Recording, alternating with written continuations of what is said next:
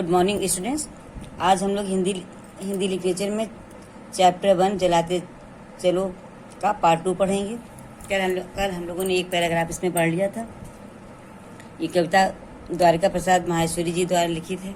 तो आइए इसके आगे का बच्चों भाग पढ़ते हैं। इस कविता के माध्यम से कवि ने हम सभी को ये प्रेरणा दी है कि समाज में फैले हुए बुराइयों को दूर करने का हमें निरंतर प्रयास करते रहना चाहिए और हमें प्रेम रूपी दिए जलाने चाहिए, अर्थात सभी के साथ प्रेम और मधुरता का व्यवहार करना चाहिए। तभी हम इस समाज में फैले हुए द्वेष, हिंसा, इन सबको ख़त्म कर पाएंगे। ठीक है, जो जब समाज से अज्ञान रूपी अंधकार मिट जाएगा तभी समाज हमारा विकास की ओर आगे बढ़ेगा। तो आइए पढ़ते हैं कि आगे उन्होंने क्या बताया है। आगे माहेश्वरी जी ने लिखा है कि युगों से तुम्ही ने तिमिर की शिला पर दिए अनगिनत हो निरंतर जलाए। समय साक्षी है कि जलते हुए दीप अनगिन तुम्हारे पवन ने बुझाए। कवि कहते हैं कि वो तुम ही हो, तुम ही महान व्यक्ति हो जिसने युगों से मतलब सदैव तुम्ही ने इस अंधकार की शिला मतलब पत्थर, इस अंधकार रूपी पत्थर पर अनगिनत दिए जलाए हैं, सदैव निरंतर जलाए हैं, यानी हमेशा जलाए हैं। अर्थात उन लोगों के बारे में कवि ने कहा है जो समाज में अच्छाई लाने के लिए निरंतर प्रयास करते रहते हैं।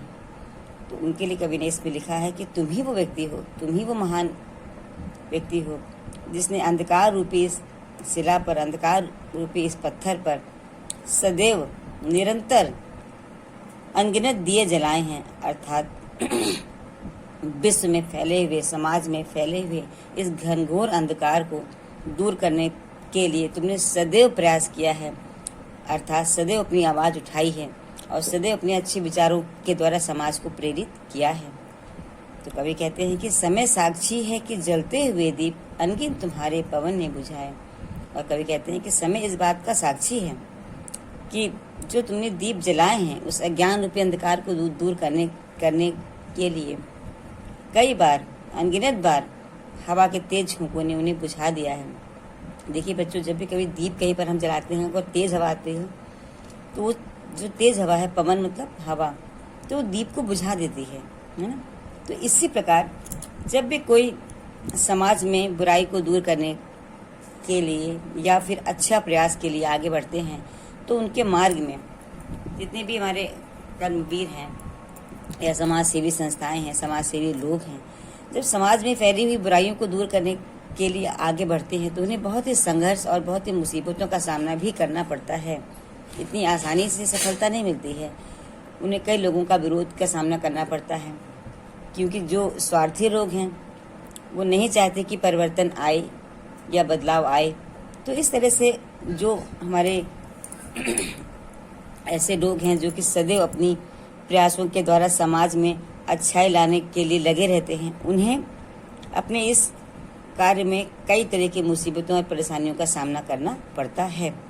और कई बार ऐसा भी होता है कि बुराई जीत जाती है और अच्छाई हार जाती है। तो कई बार उन्होंने अपने प्राण भी गंवाए हैं। तो इसीलिए कवि ने इसमें लिखा है कि समय साक्षी है कि जलते हुए दीप अनगिन तुम्हारे पवन ने बुझाए। कि समय इस बात का साक्षी है कि समाज में फैली हुई बुराइयों को दूर करने के लिए जो निरंतर तुमने प्रयास किया है और भारी मुसीबतों और परेशानियों का सामना करते हुए तो कई बार ऐसा हुआ है कि कई लोगों को अपने प्राणों की आहुति भी देनी पड़ी है, अर्थात अपने प्राणों का बलिदान भी देना पड़ा है। देखिए, जब स्वतंत्रता संग्राम हुआ था तो कितने ही क्रांतिकारियों ने अपने प्राण गंवाए थे ना, लेकिन उनकी प्रेरणा से लेकर के आगे और लोग आगे आए थे और फिर एक व्यक्ति के शहीद होने पर सैकड़ों लोग शहीद होने के लिए खड़े हो जाते थे। तो इसीलिए कवि ने इसमें देखिए आगे लिखा है कि मगर बुझ स्वयं ज्योति जो दे गए वे, उसी से तिमिर का उजाला मिलेगा। कहते हैं कि मगर वे व्यक्ति जो समाज की बुराइयों को दूर करने के लिए जिन्होंने अपने प्राणों की आहुति दे दी, जिन्होंने अपना जीवन पूरा लगा दिया, जीवन पूरा अपना समाप्त कर दिया, तो जो वो हमें प्रेरणा दे गए हैं समाज में बुराइयों को दूर करने की, जो वे इस ज्ञान का उजाला लोगों के दिलों में जगा गए हैं, उसी से ये जो अंधकार फैला है, उसी से जो ये अज्ञान रूपी अंधकार फैला है, उसको उजाला मिलेगा।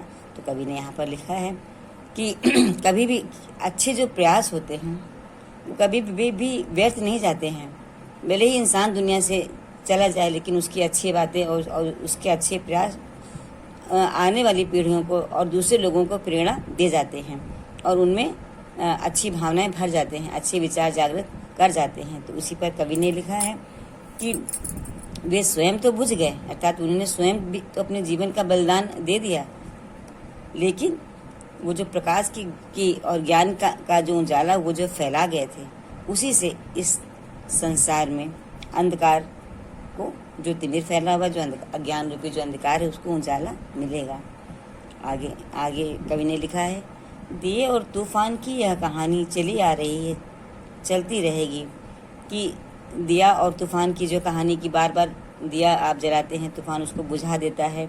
इसी पर कवि ने लिखा है कि समाज में बुराइयों को दूर करने के लिए बार बार इस तरह के लोगों ने प्रयास किया है और करते रहेंगे। तो इस और उन्हें परेशानी मुसीबतों का सामना करना पड़ता है और वो करते भी हैं। तो इस प्रकार ये जो दिए और तूफान की जो है कहानी है, वो बहुत दिनों से चली आ रही है, यानी सदियों से आ रही है और चलती रहेगी, आगे भी चलती रहेगी। अर्थात समाज से या किसी भी बुराई को दूर करने का प्रयास करने का जो लोग प्रयास करते हैं, वो इतना आसान नहीं होता। बहुत सी मुसीबतों का, बहुत सी परेशानियों का सामना उन्हें करना ही पड़ता है।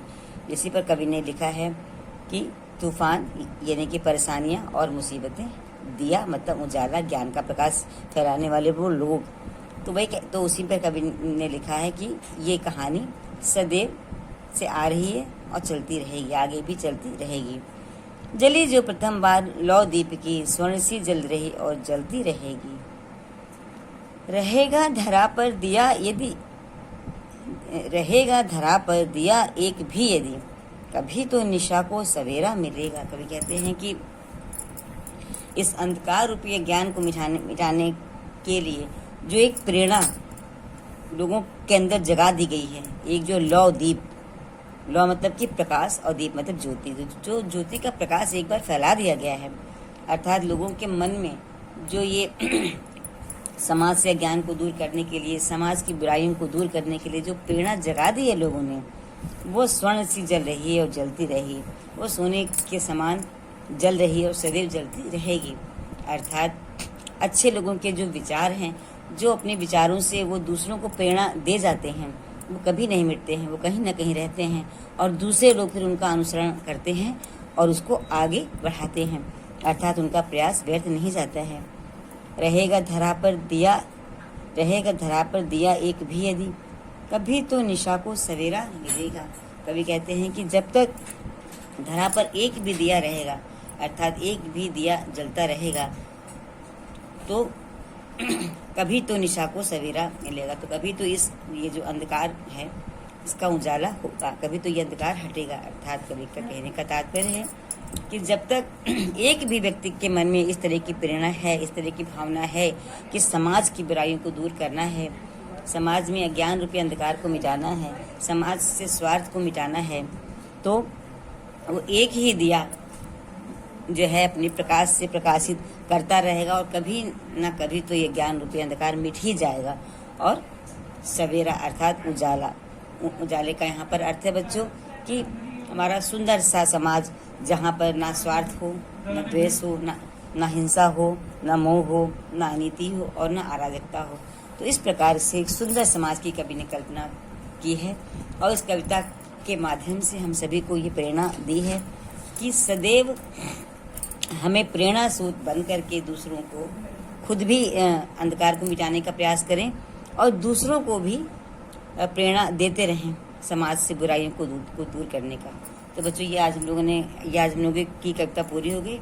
इसका काम जो आपको भेजेंगे वो करके भेज दीजिएगा। Okay, bye.